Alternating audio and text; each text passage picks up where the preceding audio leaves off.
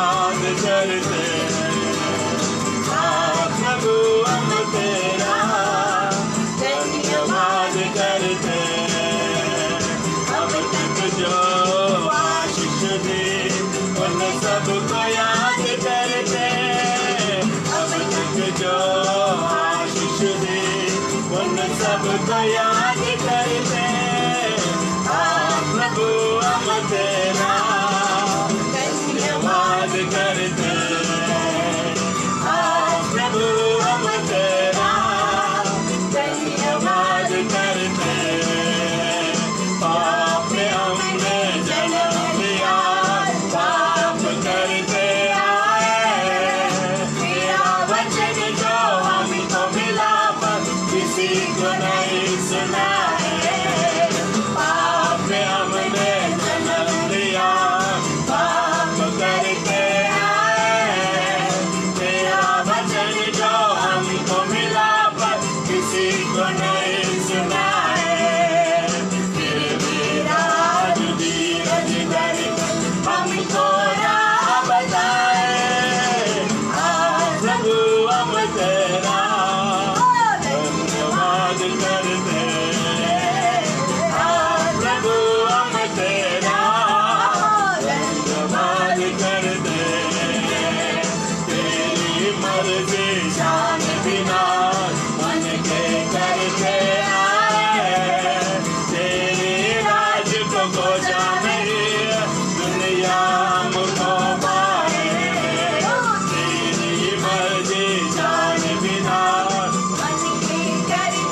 आए तेरी राज को जाने दुनिया हमको पाए फिर भी राज धीरज धर हमको राह बताए हाँ प्रभु हम तेरा धन्यवाद करते हाँ प्रभु हम तेरा धन्यवाद करते हमेशा आनंद है यीशु देता है हमेशा आनंद है मुझे यीशु देता है आओ मिलकर उसकी स्तुति करें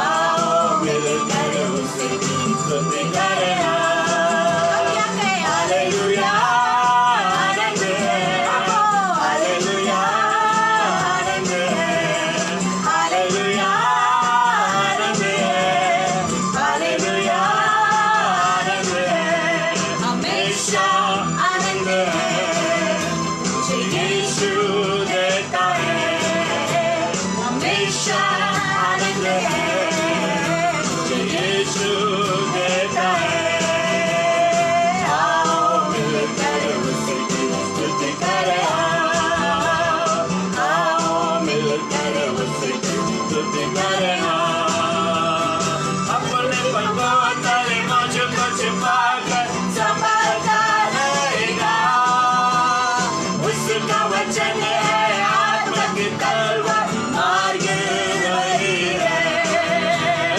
अपने पगों तले मुझको छिपाकर संभालता रहेगा उसका वचन है आत्मा की तलवार मार्ग वही है हालेलुया आनंद है हालेलुया आनंद है हालेलुया आनंद है हालेलुया आनंद है हमेशा आनंद है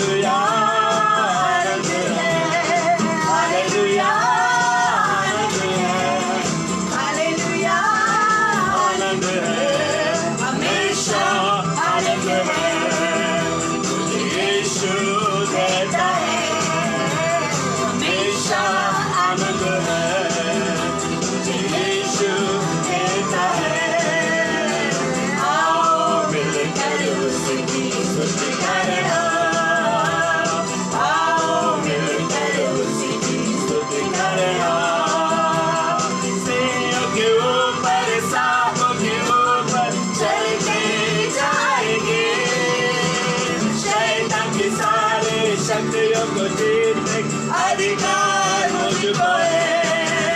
ओ सिंह के ऊपर सांप के ऊपर चलते जाएंगे, शैतान की सारी शक्तियों को जीतने का अधिकार मुझको है। हालेलुया आनंद है, हालेलुया आनंद है, हालेलुया आनंद है, हालेलुया आनंद है, हमेशा आनंद है। हालेलुया यीशु देता है, हमेशा आनंद है, यीशु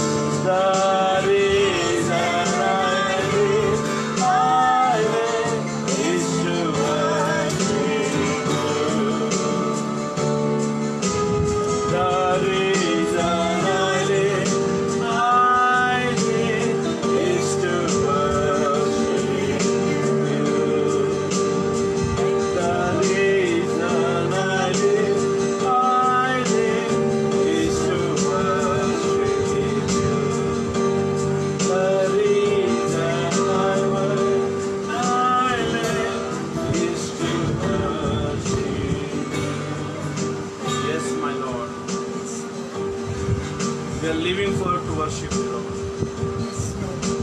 We are living because I want to worship you. I want to exalt your name, Lord God. Your name will be above all name, Lord.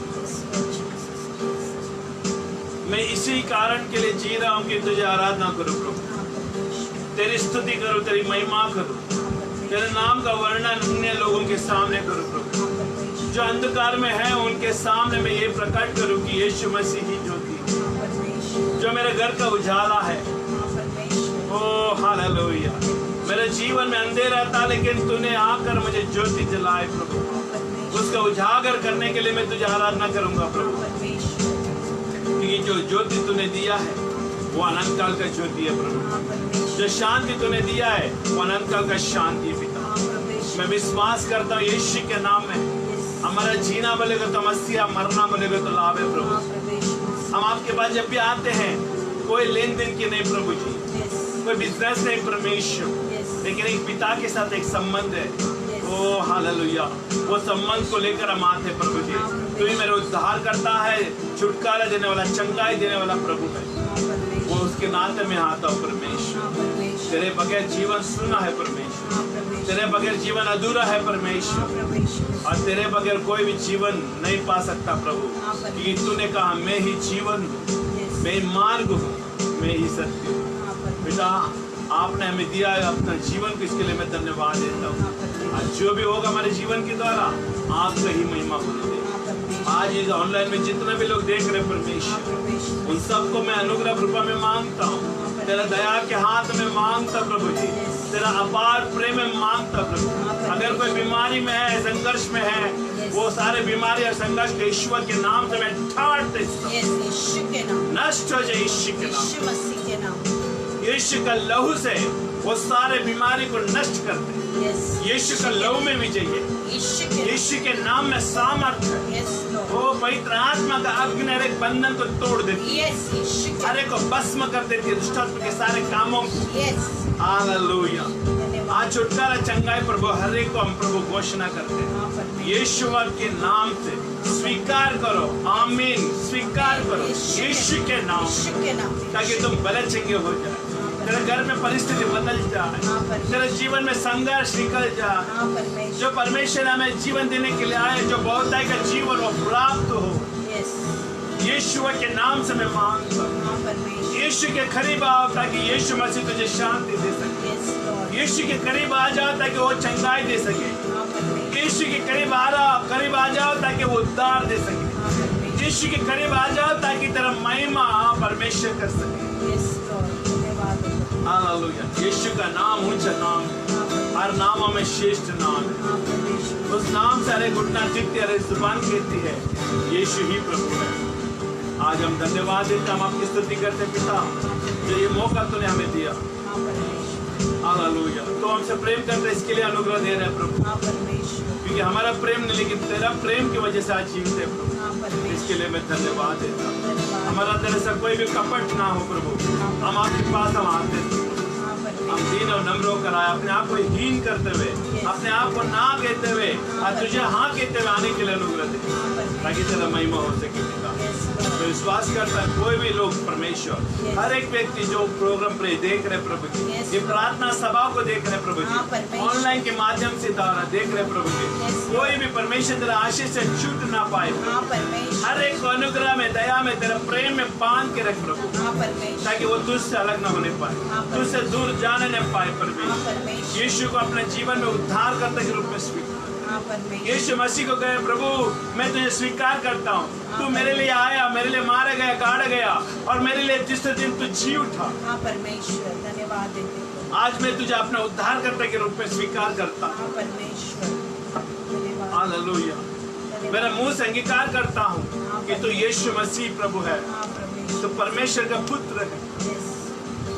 तेरा क्रूस के बलिदान के कारण प्रभु आज हम जीवित हैं, इसके लिए मैं धन्यवाद देता हूँ। हम आपको नाम को उठाते पिता, आगे का समय भी हम आपके हाथ में हम देते हैं। वचन के द्वारा तो हर एक से बातें कर, वचन हर एक हृदय में कार्य करे, ऐसा अनुग्रह आप दो करके मैं मानता हूँ। यीशु के नाम से हम प्रार्थना करते हैं और सब मिलकर कहे amen, amen, amen. Hallelujah. Bless you जी। Thank you, Lord. Bless you, Jesus. Bless you, bless you, Lord. Bless you, Lord. Bless you, Lord. Bless you, Lord. Bless you, Lord. Thank you, Lord. Bless you, Lord. Hallelujah.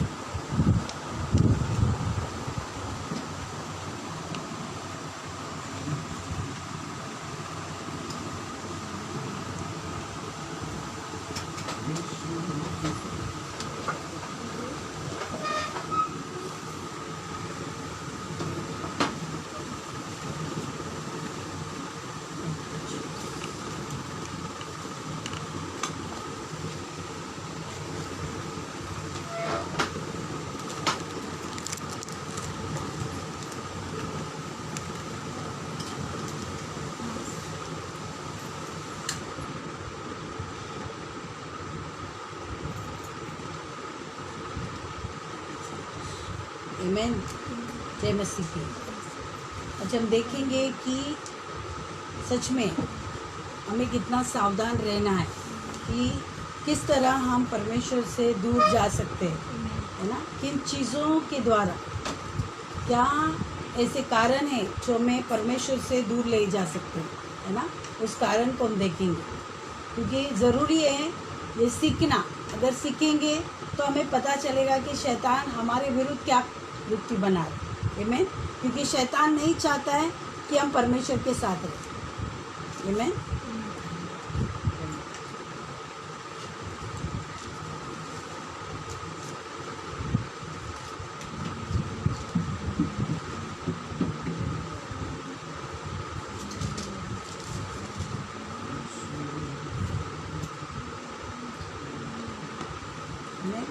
हम देखते हैं कि कौन सी बातें जो है जो हमको परमेश्वर से अलग करती है या कलीसिया से हमें दूर लेके जा सकती है ना। वो जानकारी रखना बहुत ज़रूरी है। आज बहुत सारे ऐसे बंधन, ऐसे बहुत सारे खुले, है ना।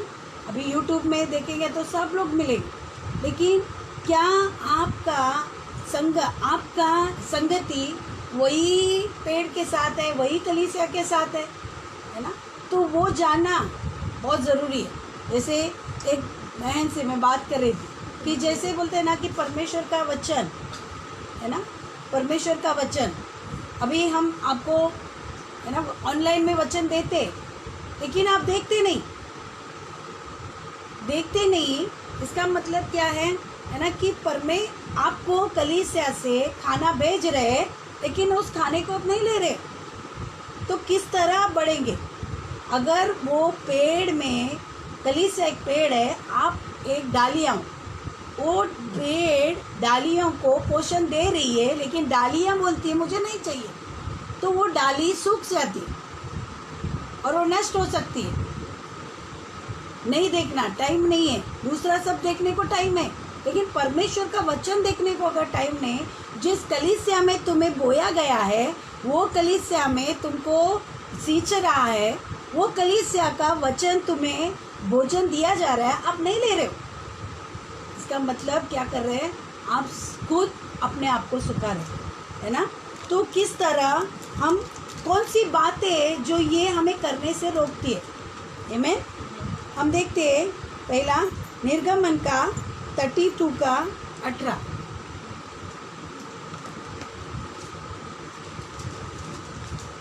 कि किस तरह लोग परमेश्वर से दूर चले गए। हाँ, उसने कहा, ये जो शब्द है वो ना तो जीतने वाले का है और ना हराने वाले का है, मुझे तो गाने का शब्द सुनाई पड़ती है। हाँ, अभी यहाँ पर हम देखते अगुवे का न होना। मूसा वहाँ पर नहीं था। निर्गमन 32 का 18, है ना। मूसा कहाँ पर था, पहाड़ पर था, और परमेश्वर उसको 10 आज्ञा दे रहा था, लेकिन लोगों ने सोचा अभी अगवा नहीं है, तो लोग क्या कर रहे थे, है ना, दुष्ट ये, है ना, एक मूर्ति बनाकर उसकी आराधना कर रहे थे।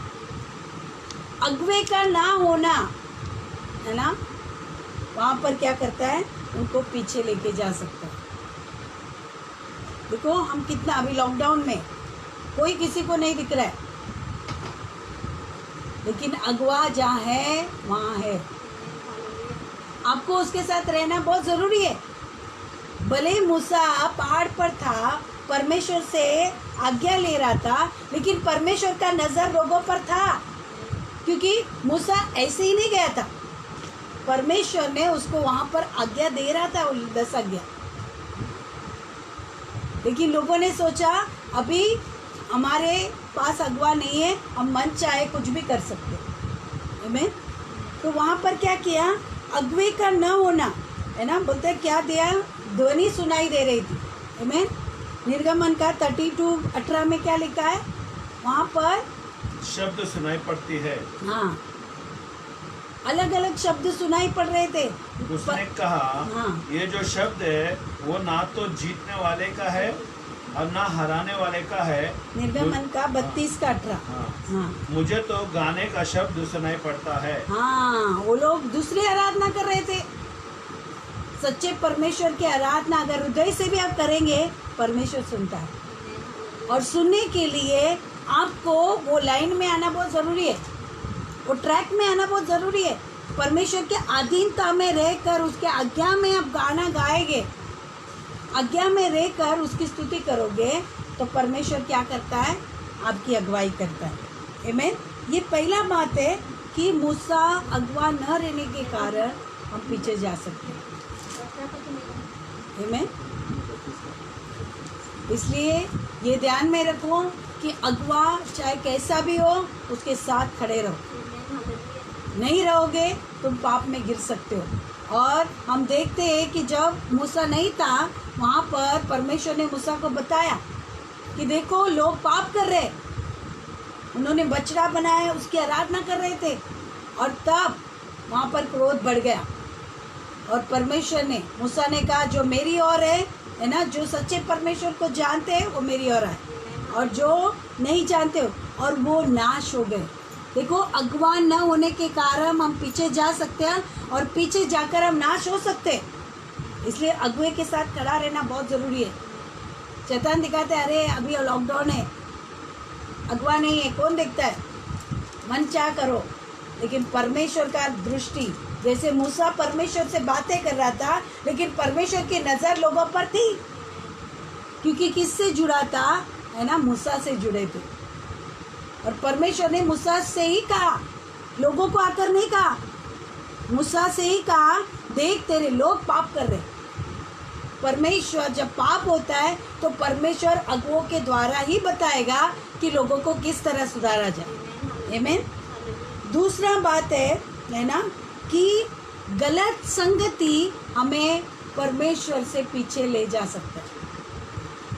लॉकडाउन में कितना संगति किससे किससे संगति किया, संगति को जानकारी रहना बहुत ज़रूरी है। आमीन। जैसे सुलेमान की पत्नियां, पहला राजा 11:4,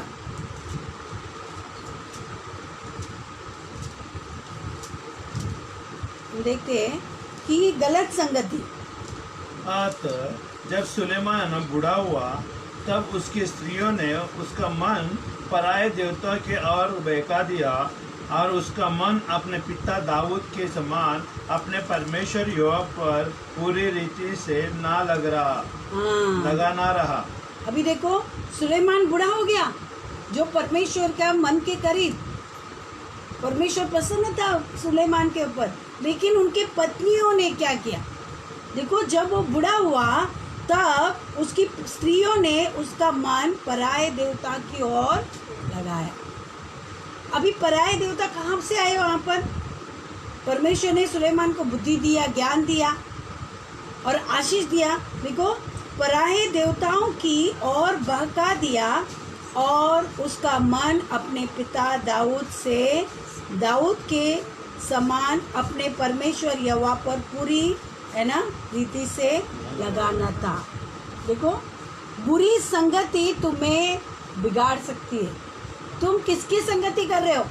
देखो, यहाँ सुलेमान जब तक परमेश्वर का संगति में था, वो पिता की इच्छा पर चल रहा था, दाऊद की तरफ, है ना। लेकिन जब उसकी पत्नियाँ, जब वो बूढ़ा हो गया, उसकी पत्नियों ने, है ना, पराये देवता के और मन लगाए और वो नाश हुआ। देखो, पराये देवता, गलत संगति परमेश्वर से तुम्हें दूर लेके जा सकती है। इसके लिए गलत आपका संगति किसके साथ है? अभी लॉकडाउन में आपने बहुत फोन से अलग अलग कांटेक्ट किया रहेगा, किसके साथ संगति है? आमीन। सही संगति वो है ना, वो जो अगुओं के साथ खड़े है। आमीन। बहुत से चर्चेस है, बहुत सी कलीसिया है, सब लोग कहेंगे हमारा देखो, ये देखो, वो देखो, लेकिन उनको पूछना है क्या आप आपकी कलीसिया का देख रहे हो? क्या आपकी कलीसिया में आप वहाँ पर स्थिर है? अगर उस कलीसिया में आप स्थिर नहीं है और वो व्यक्ति से आप संगति कर रहे हो, तो आप भी भटक जा रहे हो और वो व्यक्ति भी भटक रहा, क्योंकि परमेश्वर का सिद्धांत के विरुद्ध है। आमीन। इसलिए सुलेमान सही चल रहा था जब तक वो परमेश्वर के अगुवाई में था, लेकिन उसके पत्नियों ने क्या किया? उसको है ना गलत संगति में लेकर गए। इसलिए हमारा संगति, जो व्यक्ति, देखो सही संगति रखना बहुत ज़रूरी है। अभी एक व्यक्ति है ना, एक कलीसिया छोड़कर दूसरी कलीसिया, दूसरी कलीसिया छोड़कर तीसरी कलीसिया, है ना, जो बदलते रहते हैं ना, उनका कोई विश्वास नहीं करना।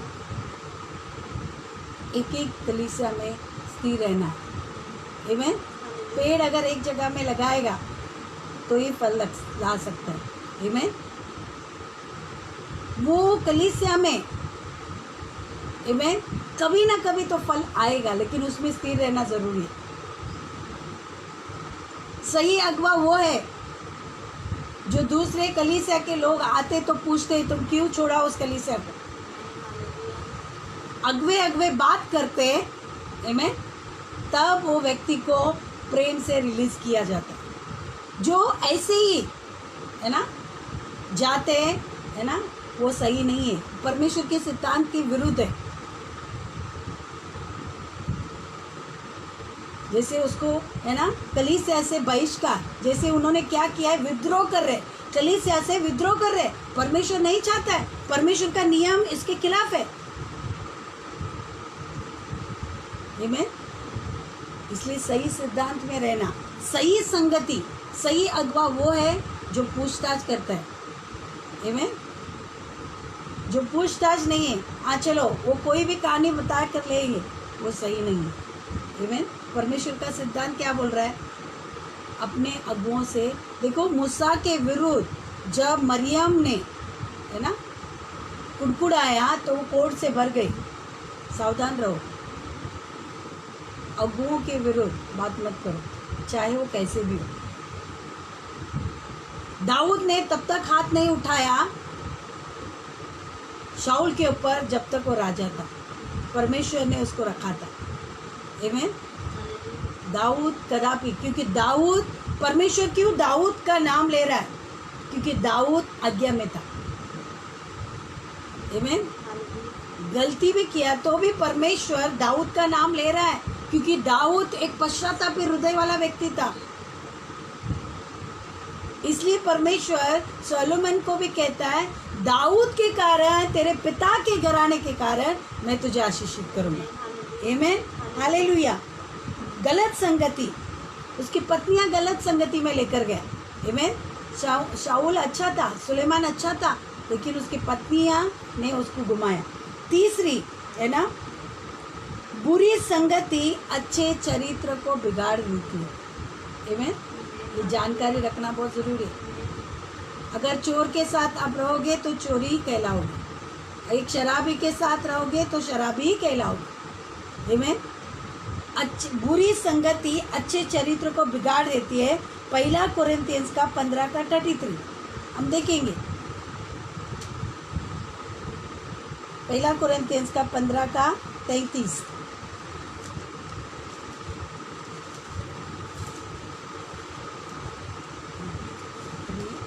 यदि मैं मनुष्य की रीति पर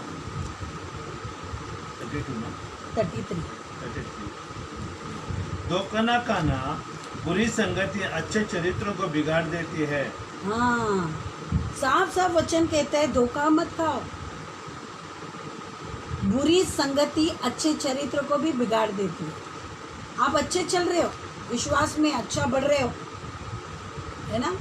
जो जिसको सेटिस्फाई नहीं हुआ वो व्यक्ति घूम रहे संसार में, और आपसे मिला, वो क्या किया, आपको भी अच्छा जो चरित्र था आपका उसको बिगाड़ दिया, और बुरी संगति के साथ मिल गए और उसका संगति आपके अंदर आए। वचन में लिखा है धोखा न खाओ। आज काम क्या कर रहा है पता है, आज संसार में धोखा देने वाला आत्मा काम कर रहा है। सबसे ज्यादा लोग एक दूसरे को धोखा दे रहे, सावधान, परमेश्वर कहता है। इसलिए पौलुस कहता है तुम अच्छे से आत्मा में चल रहे थे, तुम शरीर में कैसे आ गए। अच्छा चरित्र तुम्हारे अंदर था, आत्मा में चलने वाले के अंदर अच्छा चरित्र रहता है। वचन में लिखा है अच्छा चरित्र तुम्हें बनाए रखता है और परमेश्वर का अभिषेक तुम्हें आगे लेके जाता है। आमीन। परमेश्वर बोलते हैं धोखा ना खाओ, धोखा मत खाओ। आज संसार में बहुत लोग धोखा देने वाले, संसार में तो धोखा देते ही है, अभी आत्मा में धोखा दे रहे, आत्मिक रीति में लोग धोखा दे रहे। आप पहचानने नहीं जाओगे कि कौन सही है कौन गलत है। हवा के पास भी शैतान उसी तरह आया और हवा को आराम से उसको बहकाया, आमीन, और वो पाप हो गया। इसलिए बोलते हैं धोखा न खाओ। सबसे बड़ा शैतान का हथियार है धोखा देना, हमको धोखा देता है। वो अच्छे से स्वर्गदूत का रूप धारण करके आएगा, आपके पास फुसलाएगा, अच्छे से बातें करेगा, अच्छी अच्छी कहानी कथा कहानी बताएगा, इसके विरुद्ध उसके विरुद्ध बताएगा, आपको अच्छा लगेगा, कानों में कुछ नहीं करेगा। लेकिन वचन कहते हैं सावधान, धोखा न खाओ, बुरी संगति अच्छे चरित्र को बिगाड़ देती है। आमीन। ये है तीसरा। आमीन। चौथा है सांसारिक सफलता। जब संसार में सफलता होती है तो दूसरी बार आप परमेश्वर से दूर हो जाओगे। संसार में आपको सब अच्छा रहेगा ना तो आप परमेश्वर से अलग हो जाओगे, क्योंकि वचन में लिखा है संसार से मित्रता करना यानी परमेश्वर से बैर करना। आमीन। इसलिए दूसरा इतिहास 25 का 2 से 14। दूसरा इतिहास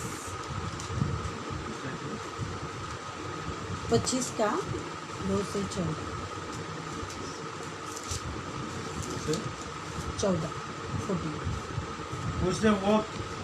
उसने वो किया जो यहोवा के दृष्टि में ठीक है, परंतु खरे मन से ना किया। जब राज्य उसके हाथों में स्थिर हो गया तब उसने अपने उन कर्मचारियों को मार डाला जिन्होंने उसके पिता राजा को मार डाला था, परंतु उसने उनके बच्चे को ना मारा, क्योंकि उसने यहोवा के उस आज्ञा के अनुसार किया जो मूसा की व्यवस्था की पुस्तक में लिखी है। पुत्र के कारण पिता ना मारा डाला जाए, और ना पिता को कारण पुत्र मारा डाला जाए। जिससे पाप किया हो वही उस पापों का कारण मारा डाला जाए।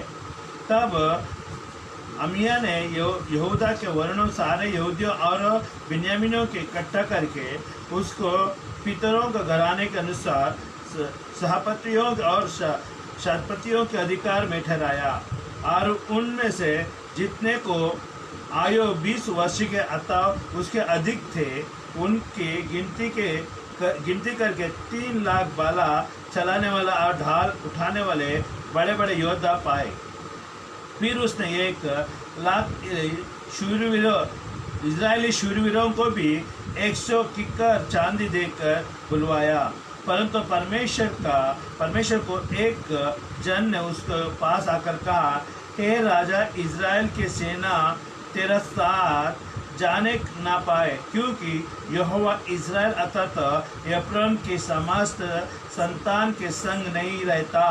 यदि तू जाकर पुरुषत्व करे और युद्ध के लिए यह बांधे तो भी परमेश्वर तुझे शत्रुओं के सामने गिराएगा, क्योंकि सहायता करने और गिरा देने में परमेश्वर सामर्थ है। असमय से परमेश्वर के भक्त से पूछा, फिर जो सो किकर की चांदी इजराइल दल को दे चुके हैं उससे विषय क्या करूं? परमेश्वर के भक्त ने उत्तर दिया, यहोवा तुझे इससे भी बहुत अधिक दे सकता है। तब तब तब अमम्य ने उन्हें अर्थात उस दल को जो एफ्रेम की ओर से उसके पास आया था अलग कर दिया कि वो अपने साथ स्थान को लौट जाए। तब उसका क्रोध यहूदियों पर बहुत भड़क उठा और वो अत्यंत क्रोधित होकर अपने स्थान को लौट गया। परंतु अमस्या याव बांधकर अपने लोगों को ले चला और उन नमक तिराई में जाकर 10,000 सवार को मार डाला। यहूदी 10,000 को बंदी बनाकर चट्टान की चोट पर ले गए और चट्टान की चोट पर सो गिरा दिया और वो सब चूर चूर हो गए। परंतु उस दल के पुरुष जिसे अमन्या ने लौटा दिया कि वो उसके साथ युद्ध करने को ना जाए, शमोरेन से बेतरेन तक यहूदी के सब नगर पर टूट पड़े और उनके 3,000 निवास से मार डाले और बहुत लूट ले। जब अमस्या एदोमियों का संहार करके लौट आया तब उसने सिरियोन के देवताओं को ले आकर अपने देवता करके खड़ा किया और उन्हीं के सामने दंडवत करने और उन्हीं के लिए धूप जलाने लगा। हाँ, देखो यहाँ पर युद्ध किया।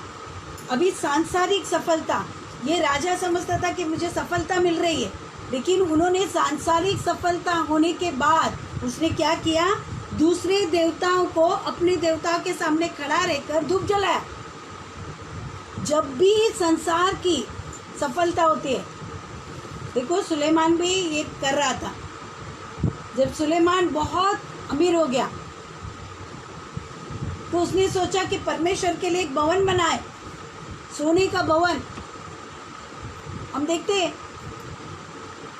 वचन में लिखा है प्रेरितों के 7 अध्याय में 47 से कि सुलेमान ने परमेश्वर के लिए एक भवन बनाया। लेकिन परमेश्वर खुद कहता है कि मैं परमेश्वर हाथों के बनाए हुए घरों में नहीं रहता। अभी सुलेमान जैसा व्यक्ति, उसने सोचा परमेश्वर ने इतना मुझे सफलता दी है, इतना आशीष दिया है, इतना धन संपत्ति दिया है, तो मैं भी परमेश्वर के लिए कुछ बनाऊं। उसने सोने का मंदिर बनाने की सोचा, लेकिन परमेश्वर यहाँ कहता है स्वर्ग मेरा सिंहासन, पृथ्वी मेरे पैरों की चौकी है, तुम मेरे लिए किस तरह घर बनाओगे? क्या ये सब वस्तुएं मेरी हाथ की बनाई हुई नहीं है?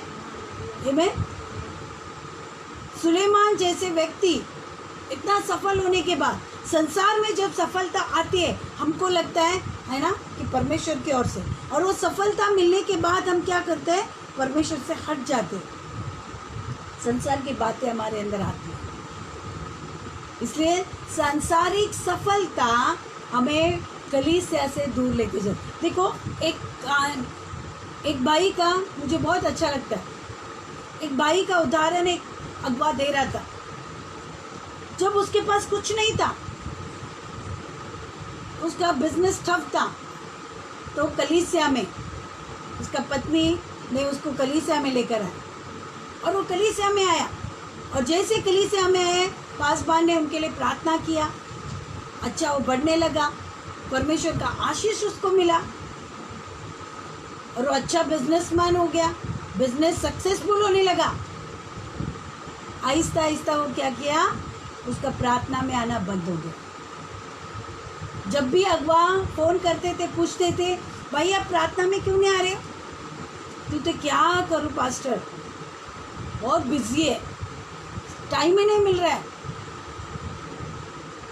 अगवा नम्रता से आपको पूछता है और वो प्रार्थना करता है, लेकिन वो नहीं किया, वो नहीं आया। एक दिन ऐसा हुआ, अगवे ने प्रार्थना किया, प्रभु मैं धन्यवाद देता हूँ। तो एक दिन तो प्रभु में आए, वापस आएगा।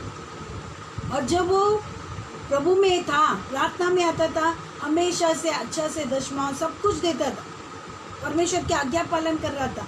जैसे ही संसार में सफलता मिलना शुरू हो गया, परमेश्वर से दूर हो गया, कलीसिया से आना बंद हो गया।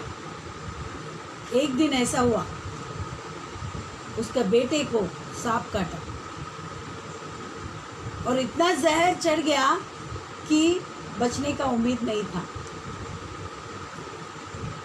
और वो सब डॉक्टर बोलते कुछ नहीं हो सकता है, अभी तुम्हारा बेटा मर जाएगा।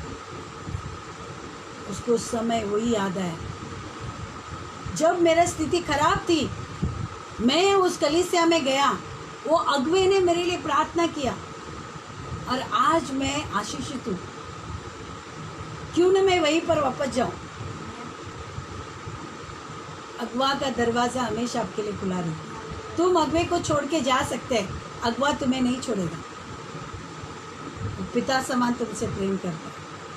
वो वापस आया, उसने कहा पास्टर, बच्चे को मुर्दा के समान उसके पास लाया और अगुवे से कहा मेरे बेटे को बचाओ।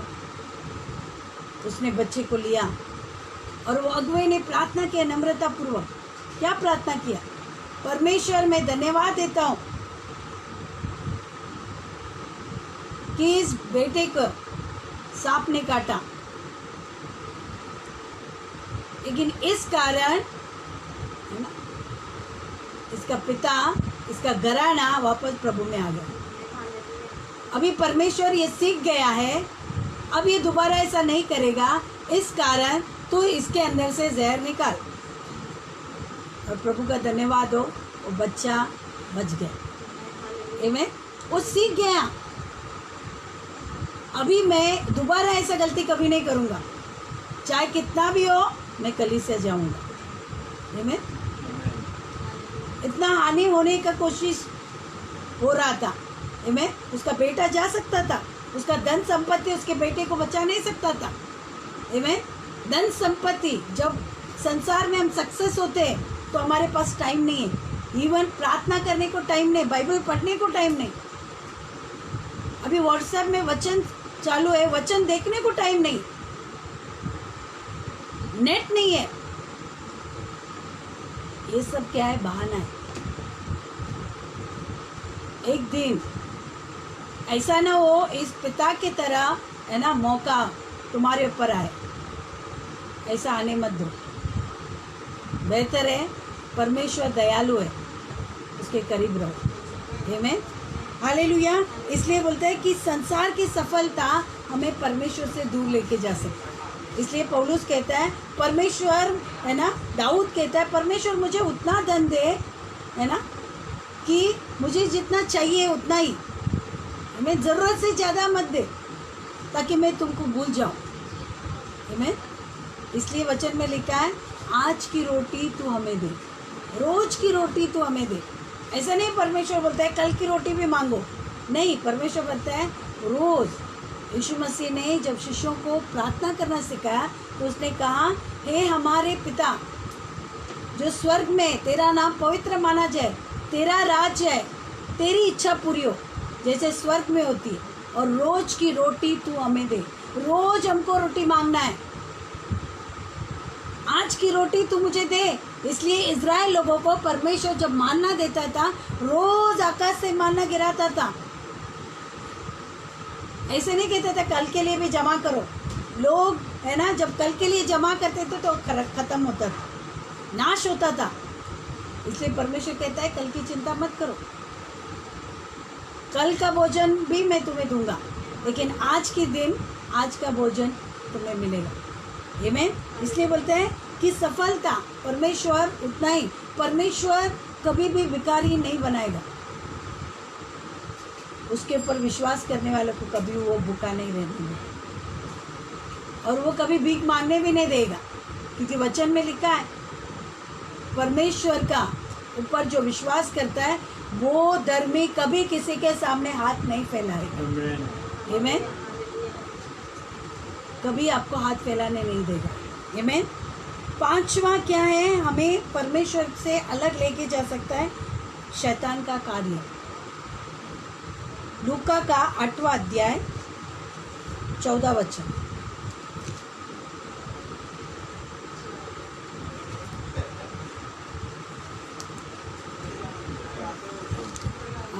14। जो झाड़ियों में गिरा ये वो है जो सुनते हैं पर आगे चलकर चिंता और धन और जीवन के सुख विलास में फंस जाते हैं और उनका फल नहीं पकता। हाँ देखो, ये शैतान का कार्य है।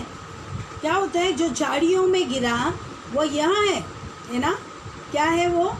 सुनते हैं और आगे चलकर चिंता और धन की चिंता करते। आमीन। क्या करते? चिंता और धन और जीवन के सुख विलास में फंस जाते। परमेश्वर नहीं चाहता है चिंता करना, क्योंकि वचन में लिखा है चिंता करना भी एक तरह का पाप है। बाइबल में लिखा है अन्य जाति के लोग चिंता करते हैं, मेरे लोग चिंता नहीं करेंगे। जो यीशु पर विश्वास करते हैं, जो उसके नियम में चलते हैं, उसके आज्ञा में चलते हैं, उसके अधीनता में चलते हैं, परमेश्वर कहता है उन्हें कोई चीज़ की गति नहीं होती। आमीन। वो बोलते हैं धन की चिंता नहीं करेंगे, उनके पास है नहीं तो भी वो धन्यवाद करेंगे। आमीन। क्योंकि परमेश्वर उनको खाना खिलाता है। इसलिए वचन में लिखा आकाश के पक्षियों को देखो, वो न बोते न काटते, फिर भी मैं उसको खिलाता हूँ। क्या तुम मुझसे बढ़कर नहीं हो? पक्षियों के अंदर तो आत्मा नहीं रहती, लेकिन हमारे अंदर आत्मा है। तो परमेश्वर जिसके अंदर आत्मा ने उनकी इतनी चिंता करता है, तो वो हमारी कितना चिंता करेगा? जिसने अपना आत्मा हमारे अंदर डाला है, वो हमें भूखा रहने कैसे देगा? बिना धन का कैसे रहने देगा? पर्याप्त धन तुम्हें देगा ही, आमीन, ताकि लोगों के सामने तुम नजर उठाकर चल सको। आमीन। ऐसे नहीं बोल सकेंगे ये देखो मसीह लोग फटे पुराने कपड़े डाल के कैसे भी जीवन जी। नहीं, परमेश्वर ऐसा करने नहीं देता है। परमेश्वर अपने बच्चों को अच्छा वस्तु देता है, सिर उठाकर चलने के लिए अनुग्रह देता है। आमीन। इसलिए बोलते हैं वो सुख विलास में धन और जीवन की, है ना, सुख विलास में शैतान क्या करता है? सुख है। देखो, जब दुख तकलीफ रहता है तब हम प्रभु के पास भागते हैं। आमीन। सुख रहेगा ना तो कोई प्रभु को नहीं पूछता है, अरे आज नहीं जाते, थोड़ा थक गया, चलता है सिस्टर पास्टर समझेंगे। ये क्या है? संसार का सुख विलास। आमीन। परमेश्वर के लिए कट्टर बनना। मुझे पता है जब मैं प्रभु में सेवा करती थी, नए प्रभु में, मुझे एक हाउस ग्रुप दिया गया और वो हाउस ग्रुप में मैं जाती थी। मैं विश्वास योग्यता से जो काम मुझे दिया था मैंने किया। मैं काम से, ऑफिस से छूटकर मैं उस घर में जाकर प्रार्थना लेती थी। और प्रार्थना में कौन बैठता था? एक बेवड़ा, एक दारू पीने वाले व्यक्ति के सामने मैं जाकर उसको वचन बता रही थी। मैं क्या कर रही थी? मैं आज्ञा पालन, अगुवे ने जो मुझे काम दिया है वो मैं कर रही थी। परमेश्वर वो मेरे विश्वास योग्यता को देख रहा था। उस घर के परिवार के लोग कोई नहीं बैठते थे। वो एक व्यक्ति, उनका पिता जो शराब पी के आकर बैठता था, उसके सामने मैं वचन देती थी। देखिए, हर मंगलवार को मैं जाकर बैठती थी। मेरा कीमती समय ना, ऑफिस से छूटकर डायरेक्ट जाकर वचन सुनाती। और एक दिन ऐसा आया, उस भाई तो वो मर गए, है ना, लेकिन परमेश्वर का धन्यवाद हो, जो बीज वहाँ पर गया वो व्यर्थ नहीं गया। वो पूरा परिवार बाद में उद्धार हो गया। आमीन। हालेलुया।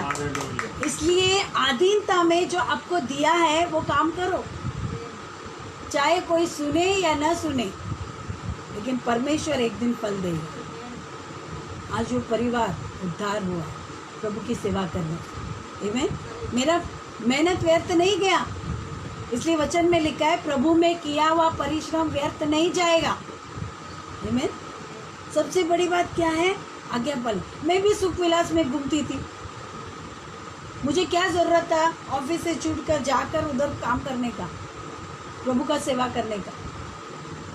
लेकिन परमेश्वर की आज्ञा किसी के अधीनता में मैं थी, अगुवे के अधीनता में, और वो अधीनता में जाकर काम कर रही थी, वहाँ पर सफलता आई। अगर मैं अधीन होकर नहीं जाती थी तो वो परिवार उद्धार नहीं हो सकता था। अधीनता में अधिकार है, अधीनता में आशीष है। आमीन। तुमको भी आशीष मिलेगा सामने वाले व्यक्ति के अंदर। आमीन, हालेलुया। विद्रोह करके नहीं मिलेगा, विद्रोह करके मिले जाएगा तो कुछ नहीं मिलेगा, क्योंकि परमेश्वर के नियम के खिलाफ कर रही हूँ मैं। आमीन, हालेलुया, है ना। इसलिए बोलते हैं कि सुख विलास में, है ना, जाते थे, और वो क्या हो गया, परीक्षा में, और वो जाकर चलकर, है ना, सुख विलास में गए और उनका फल नहीं पकता। जो ऐसे लोग हैं उनके अंदर फल नहीं दिखाई देंगे। थोड़ा देर हाय हाय हाय, आगे आगे ऊपर ऊपर चलेंगे, फिर धड़ाम से नीचे आए। फल वो टिकाऊ नहीं रहता। आज हम देखते हैं संसार में ऐसे भी फल है जो दिखने में बहुत अच्छे दिखते हैं, लेकिन खाने में स्वाद नहीं। क्यों? वो रेडीमेड है ना, जैसे बनावटी फल है। पेड़ में से पका हुआ फल निकाल के खाओ, वो मीठा है, लेकिन वो पाउडर डाल के अगर वो फल को पकाओ, कितना भी वो सुंदर दिखेगा, लेकिन उसकी मिठास नहीं रही, ओरिजिनल नहीं है। ओरिजिनल है। आमीन। बनावट है। इसलिए परमेश्वर के राज्य में भी ओरिजिनल है, बनावट है। आमीन। और बनावटी वो है जो सुख विलास में, जो परमेश्वर के नियम के खिलाफ कर रहे हैं, वो बनावटी फल है। वो टिकेंगे नहीं, लंबा देर तक टिकेंगे नहीं, वो नष्ट हो सकते हैं। मैंने देखा है इतने साल के सेवकाई में, जितने लोगों के बीज बोया है, आज सब लोग परमेश्वर की सेवा कर रहे हैं, उसमें से फल आ रहे। क्यों आ रहे? क्योंकि वो अधीनता में चले, परमेश्वर के नियम में चले, और आज भी वो फल टिका हुआ है, वो परिपक्व है। आमीन। छठा है जीवन की परीक्षा, जो हमें परमेश्वर से दूर लेके जा सकती है। हमारे जीवन में परीक्षा आती है। आमीन। लूका का वही 8:13, चट्टान पर के वे है कि जब सुनते तो आनंद से वचन को ग्रहण तो करते, परंतु जड़ न पकड़ने से वे थोड़ी देर तक विश्वास रखते और परीक्षा के समय बहक जाते हैं। कलीसिया में आते, वचन को ग्रहण तो करते, लेते, लेकिन जैसा परीक्षा आया वो क्या करते हैं? गिर जाते। उनका जड़ नहीं पकड़ता है ना। वे थोड़ी देर तक विश्वास करते, अभी नेक्स्ट संडे आने तक उनका विश्वास ठंडा। क्यों? क्योंकि परीक्षा है। वचन तो सुना, परीक्षा आया, लेकिन परीक्षा में, है ना, वो गिर जाएंगे। क्यों गिर जाएंगे? क्योंकि उनकी जड़ नहीं पकड़ी। जोश में तो लिया, मैं ये करूँगा, मैं वो करूँगा, लेकिन परीक्षा आने के बाद बस। अभी कलीसिया में आया, परमेश्वर मैं तेरी सेवा करूँगा, तू मुझे अपने जैसे बना। हम जब बोलते हैं, दूसरे दिन परीक्षा शुरू होती है, हमें परमेश्वर बनाना शुरू करता है, परीक्षा आना शुरू करता है, तब क्या होता है? विश्वास डगमगाने लगता है। अभी तुमने तो कहा मुझे बना, फिर अब क्यों? यानी उनकी जड़ नहीं पकड़ी और वो गिर सकते हैं। मैं थोड़ी दिन पहले, है ना, वो प्रार्थना करी थी, प्रभु क्या मुझे बताओ। तो परमेश्वर एक वचन से बात कर रहा था, जरीको का दीवार अब टूट गया। मैं बोला प्रभु धन्यवाद।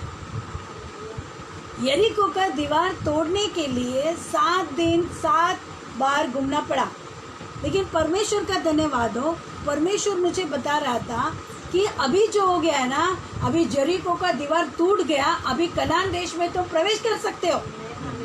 मैं बोला प्रभु मैंने कितना साल लगाया ये यरीको का दीवार तोड़ने के लिए, इन्हें तो 40, है ना, 7 दिन में टूट गया, और मेरे लिए हो सकता है 25-30 साल लगा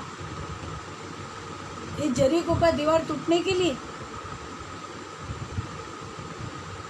परमेश्वर इसमें से बोलते अभी तुम कनान देश में प्रवेश करें। और कनान देश ऐसा देश था, आशीषित देश था, जिसमें दूध और मधु की नदियां बहती। परमेश्वर कहते हैं अभी वो आशीष तुमको मिले। शैतान सोचता है सब कुछ खत्म। जब जरीको का दीवार देख रहे थे इजराइल लोग, है ना, तो सोच रहे थे ये दीवार कैसे टूटेगा, खाली गाना गा के नहीं हो सकता है। लेकिन सच में वो टूटा, क्योंकि परमेश्वर जब युद्ध नीति बताता है तो युद्ध नीति में सामर्थ्य है। आमीन। इसलिए प्रभु जो बोलता है ना वो करना। सामने आपको कुछ नहीं दिखेगा, सामने आपको खराब दिख रहा है। अगर एक बिल्डिंग बनाते समय, है ना, अगर सामने पहला आप देखेंगे तो उसका स्ट्रक्चर कैसा रहता है, एकदम उबड़ खाबड़ रहता है। अरे कैसा, कितना खुदा है, कितना गड्ढा है, कितना पानी निकला है। लेकिन जब वो बिल्डिंग बनती है तो कितना सुंदर दिखता है। नींव हमेशा खराब दिखती है, खोदना पड़ता है, बहुत काम लगता है, बहुत मेहनत लगता है। लेकिन जितना डीप गहराई जिसका नींव है वो उतना ही ऊंचा मंदिर मस्जिद बन, है ना, उतना ही ऊंची इमारत बनती है। इसलिए गहराई ज़्यादा है होना जरूरी है ना। इसलिए मसीह में भी अगर आपको बढ़ना है तो आपकी नींव को गहराई में लेकर जाना बहुत ज़रूरी है। मेरे जीवन में मैं बहुत परीक्षाएं देखी, प्रभु इसमें से यही बता रहा है कि तुम्हारी नींव मजबूत है। अभी इसके ऊपर इमारत बनेगी तो ऊंचाई में बनेगी और वो गिरेगी नहीं। इसलिए वचन में लिखा है जिसने अपना घर यीशु मसीह के चट्टान पर बांधा है वो कभी नहीं गिरेगा। चाहे आंधी आए, तूफान आए, बाढ़ आए, उसको टकरे लगी, लेकिन वो नहीं गिरेगा। ये वो चट्टान है। इसलिए परमेश्वर हमारे ऊपर परीक्षा नहीं देता है। देखो, इसलिए जीवन की परीक्षा और लास्ट संसार का प्रेम। आमीन। संसार का प्रेम 2 तिमोथी का 4:10। संसार का प्रेम, इसलिए वचन में मैंने पहले ही बताया, संसार से मित्रता करना परमेश्वर से वैर करना है। 4:10 2 तिमोथी का। क्योंकि देमास ने इस संसार को प्रिय जानकर मुझे छोड़ दिया है और थिस्सलुनीके को चला गया है। क्रेनिकेस गलतिया को और तीतुस दलमतिया को चला गया है। हाँ, देखो, उसने संसार से प्रेम करके वो छोड़ कर चला गया। इसलिए वचन में लिखा है, आंखों की अभिलाषा, जीविका का घमंड और शारीरिक अभिलाषा, संसार की अभिलाषा तुम्हें परमेश्वर से दूर लेके जा सकता है। में चाहे आपके पास अभी कुछ भी ना हो, लेकिन परमेश्वर का प्रेम तुम्हें स्थिर रखेगा और उसके प्रेम में भरपूरी है। अगर परमेश्वर से आपको प्रेम है तो आशीष जरूर मिलेगा। आमीन। मैं पढ़ रही थी यहोशू का, हम देखते हैं यहोशू का 5वां अध्याय,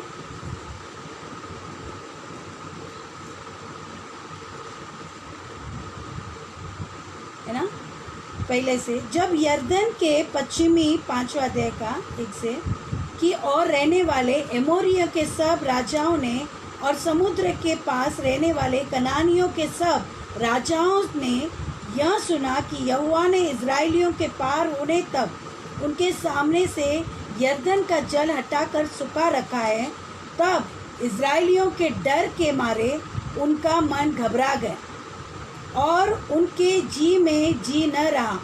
उस समय यहोवा ने यहोशू से कहा, चकमक की चूड़ियाँ बनाकर दूसरी बार इजराइलियों का खतना करा दे। तब यहोशू ने चकमक की चूड़ियाँ बनाकर कल्दिया नामक टीले पर इजराइलियों का खतना कराया। और यहोशू ने जो खतना कराया, इसका कारण यह है कि जितने युद्ध के योग्य पुरुष मिस्र से निकले थे, वे सब मिस्र से निकलने पर जंगल के मार्ग में मर गए थे। जो पुरुष मिस्र से निकले थे उन सब का तो खतना हो चुका था, परंतु जितने उनके मिस्र से निकलने पर जंगल के मार्ग में उत्पन्न हुए उनमें से किसी का खतना न हुआ, क्योंकि इज़राइली तो 40 वर्ष तक जंगल में फिरते रहे, जब तक उस सारी जाति के लोग अर्थात जितने युद्ध के योग्य लोग मिस्र से निकले थे वे नष्ट न हो गए, क्योंकि उन्होंने यहोवा की न मानी थी। इसलिए यहोवा ने शपथ खाकर उनसे कहा था कि जो देश मैंने तुम्हारे पूर्वजों से शपथ खाकर उन्हें देने के लिए कहा था, और दूध और मधु की धारियाँ बहती है, वह देश तुमको नहीं दिखाने का। अभी हम यहाँ देखते हैं यहोशू, सब लोग डर गए जब वो लोग देखो यरीको दीवार टूट गया और वहाँ पर एक अंदर नदी आई, और परमेश्वर ने दिखाया उन नदी का, जैसे हम लाल समुद्र में हम देखते मूसा के समय में जब लाठी उठाया समुद्र में से रास्ता हो गया। यहाँ पर हम देखते यरदन नदी सूख गई और इज़राइल लोगों को वहाँ से जाने के लिए दिया, और कनान के लोग डर गए, उनके अंदर मन में डर समा गया। अगर परमेश्वर नदी को सुखा सकता है तो इनका परमेश्वर कितना बड़ा है, में डर के मारे, है ना। और कनान देश में जाने के लिए परमेश्वर ने यहोशू को आज्ञा दी, तुरंत उनका खतना कराओ। खतना का मतलब है बपतिस्मा। अगर परमेश्वर का आशीष तुमको चाहिए, तुम्हारा पानी का बपतिस्मा, पवित्र आत्मा से बपतिस्मा होना जरूरी है। अगर आशीष के देश में जाना है, परमेश्वर कनान देश में लेके जाने वाला था, लेकिन जो जंगल में जन्मे उनका खतना नहीं हुआ था। तुरंत परमेश्वर ने यहोशू से कहा, तुरंत उनका खतना कर, तुरंत बपतिस्मा दे। बपतिस्मा का मतलब है पश्चाताप करो, मन फिराओ और बपतिस्मा। पाप से मन फिराना है और फिर बपतिस्मा लेना। ये परमेश्वर अगर आशीष चाहिए, देखो कनान देश में प्रवेश करने के लिए यहोशू को परमेश्वर ने कुछ कहा, क्योंकि जिनका खतना हुआ था वो लोग मर गए थे। अभी जो नए लोग थे उनका खतना होना जरूरी था।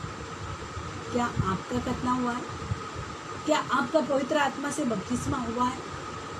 पवित्र आत्मा से जो बपतिस्मा हुआ है वो कभी भी गलत नहीं जाएगा, वो कभी भी परमेश्वर के सिद्धांत के विरुद्ध नहीं जाएगा, परमेश्वर के आज्ञा में चलेगा, वो कभी भी विद्रोह नहीं करेगा। अगर गलत भी होगा तो वापस प्रभु के पास आए, वापस अगुवे के पास आए और सुलह करे। दाऊद परमेश्वर से भागा नहीं, दाऊद परमेश्वर के समीप आया, आमीन। और परमेश्वर ने दाऊद को आशीष दी, आमीन। हाजिरा भाग रही थी, परमेश्वर ने कहा हाजिरा तेरे लौटने में आशीष, आमीन। कभी कभी हमें लौटना पड़ता है। यहाँ पर परमेश्वर यही कह रहा है, संसार से मत भागो, आमीन। परमेश्वर से मत भागो। संसार वेट कर रहा है, संसार इंतज़ार कर रहा है कि तुमको कभी मार गिरा। आज संसार में यही चालू है, शैतान यही खेल खेल रहा है सभी विश्वासी लोगों के साथ। जो आत्मा में बड़े थे उनके ऊपर आक्रमण कर रहा है, अच्छे विश्वास में चल रहे वाले उनको बहका रहे, और बहकाव में आकर वचन में लिखा है गलत संगति अच्छे चरित्र को बिगाड़ दी। इन्हें हमें किसी का न्याय नहीं करना, क्योंकि वचन में लिखा है बदला लेना उसके हाथ में, तुम बदला मत लो। अगर मैं एक उंगली दिखा रही हूँ तो 4 उंगली मुझे, इन्हें अच्छी बात है हमारे कलीसिया में हम लौट जाए। इन्हें बाइबल में लिखा है स्थानीय कलीसिया में स्थिरता से खड़े रहो, क्योंकि वो तुम्हारे प्राणों के लिए जागते हैं। आमीन। जब बच्चा देखो, जब छोटा होता है तो माँ बाप है ना, जब वो रोता है तो क्या करते हैं, माँ बाप गोद में लेकर पूरी रात जागते हैं बच्चे को लेकर, ताकि बच्चा अच्छा से सोए। उस दिन याद करो, अगुए भी आपके लिए ऐसे ही गोद में लेकर पूरे रात जागे ताकि आपकी रक्षा करें। बड़े होने के बाद बच्चे भूल नहीं सकते माँ बाप को, वैसे अगुओं को तुम भूल नहीं सकते, क्योंकि उन्होंने भी रात दिन गोद में लेकर आपके लिए जागे। आमीन। इसलिए जिन्होंने आपको प्रभु में बढ़ाया उनको आप भूलो मत, उनका आप ख्याल रखोगे, परमेश्वर आपको आशीष देगा। आमीन। उनके साथ विद्रोह मत करो। आमीन। उनसे विद्रोह करना मतलब क्या करना है ना, परमेश्वर से दूर जाना। आमीन। आज हम पश्चाताप करें, प्रभु अगर मैं अगुआ नहीं था, लेकिन मैं अगर गलत गया हूँ तो परमेश्वर मुझे क्षमा कर, मैं वापस लौटने के लिए तैयार हूँ।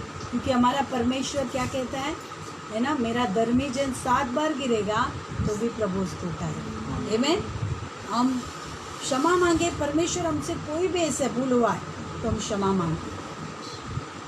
Thank you Jesus. पिता हम धन्यवाद देते इस समय परमेश्वर, हमसे कोई भी ऐसा भूल हुआ है परमेश्वर, वो जो हमने परमेश्वर तेरे नियम का उल्लंघन किया है, जैसे मूसा प्रभु तुझसे बात कर रहा था उस समय प्रभु, वो इज़राइल लोग तेरे विरुद्ध कार्य कर रहे थे, लेकिन तेरी दृष्टि उन पर थी परमेश्वर, और तेरा क्रोध उनके ऊपर भड़क रहा था परमेश्वर। उस समय मूसा ही वहाँ पर आया और लोगों के ऊपर प्रभु अनुग्रह दिखाया मूसा के द्वारा। वो परमेश्वर आज हम प्रभु क्षमा मांगते परमेश्वर, हम कहीं भी प्रभु तेरे विरुद्ध पाप किए है परमेश्वर, तेरे विरुद्ध कार्य किए है प्रभु, ओ परमेश्वर हम क्षमा मांगते और तेरे करीब आते परमेश्वर। जैसे हम इसमें हिस्सा लेते प्रभु, ये दाख रस और रोटी है परमेश्वर, ये आपका देह और आपका लहू है परमेश्वर, ये हमारे परमेश्वर ओ पाप के लिए परमेश्वर, जो हम पापी थे परमेश्वर, हमारे पाप के लिए क्रूस पर बलिदान हुआ परमेश्वर, ताकि हम परमेश्वर अच्छा जीवन जी सके, हम पवित्र जीवन जी सके परमेश्वर। ये आपका देह और आपका लहू है प्रभु, जो नया वाचा का लहू है, जो परमेश्वर आपके याद के लिए आपने कहा है प्रभु लिया करो परमेश्वर, और यही है तुम्हें मुझ में सुरक्षित रखता है प्रभु। हाँ प्रभु, इसमें कलीसिया में बना रहने के लिए हमें अगुवाई कर प्रभु। धन्यवाद देते परमेश्वर, जैसे हम इसमें हिस्सा लेते हैं पवित्र आत्मा आप हमारी अगुवाई करो परमेश्वर, आपका राज चाहे और आपकी इच्छा पूरी हो जाए। यीशु नासरत के नाम से हम प्रार्थना करते हैं।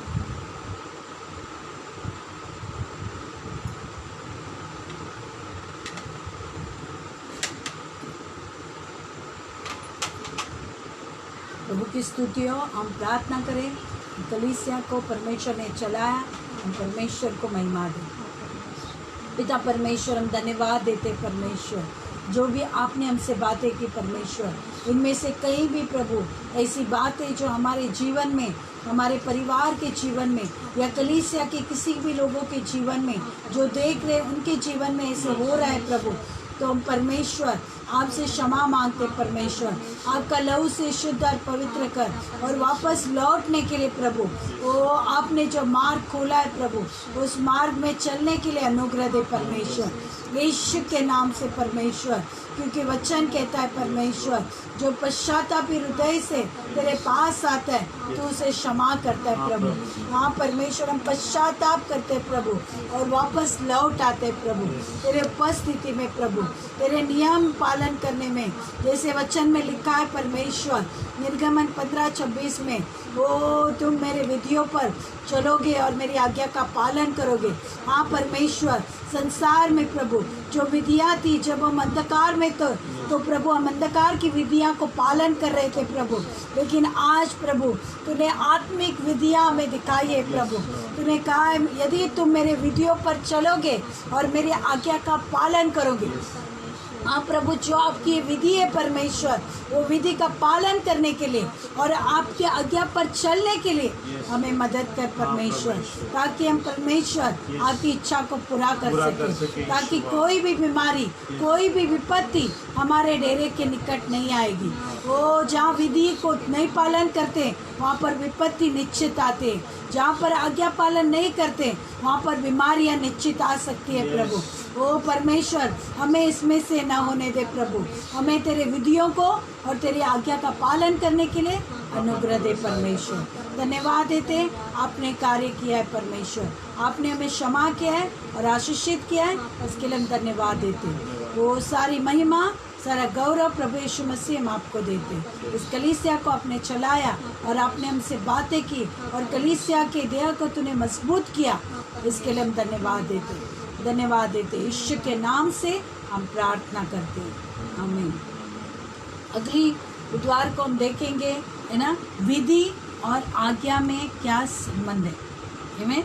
विधि में क्या है, विधि का मतलब क्या है और आज्ञा में क्या है ना, इसके बारे में शिक्षण रहेगा। तो आप ज़रूर इसे देखिए, है ना, ताकि आपको पता चले विधियाँ क्या है और आज्ञा पालन क्या है, ये दोनों का मेल मिलाप कहाँ पर है और इसके द्वारा परमेश्वर किस तरह आपको आशीषित कर सकते है ना। तो इसके लिए आप ज़रूर देखें और आप सचमुच परमेश्वर आपको आशीषित करेगा और इसमें आप आत्मा में बढ़ जाओ। आमीन। प्रभु की स्तुति हो, परमेश्वर आपको आशीष देगा। आपको अगर अच्छा लगता है तो आप सब्सक्राइब कीजिए, औरों को भी बताइए, ताकि और लोग भी इसमें आत्मा में बढ़ेंगे और परमेश्वर की महिमा होगी। प्रभु की स्तुति हो। जय मसीह।